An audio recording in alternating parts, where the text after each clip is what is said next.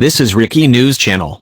I'm James Menendez. Our top stories. New York real estate heir Robert Durst took the witness stand in his own defense in a Los Angeles County court Monday, a move considered risky for a defendant in a murder trial.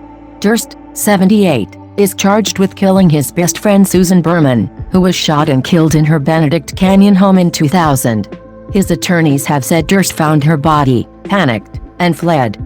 Appearing frail and soft-spoken, Durst was wheeled over to an area next to the witness stand. His lead attorney, DeGuerin, sat in front of him and asked, "Bob, did you kill Susan Berman?" "No," Durst replied. "Do you know who did?"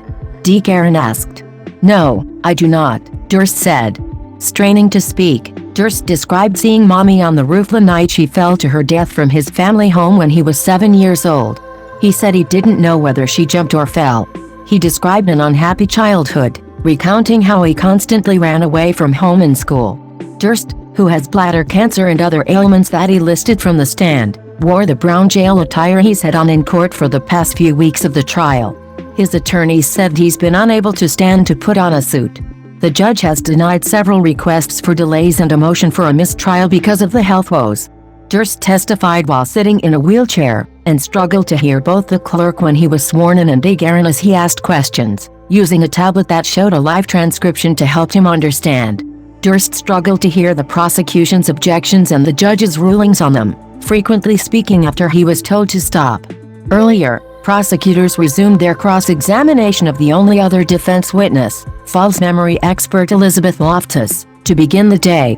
Durst was charged with killing his Galveston neighbor Morris Black while in hiding after Berman's killing. He said Black was accidentally killed in a struggle after entering Durst's apartment with a gun. He admitted to dismembering and disposing of Black's body. The jury acquitted him of murder. Durst was arrested in New Orleans on a warrant from Los Angeles in 2015. It happened on the eve of the airing of the final episode of the 6-part HBO documentary series The Jinx, in which he made several seemingly damning statements about the killing.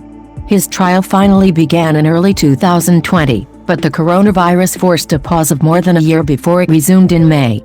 Durst's testimony is expected to last several days.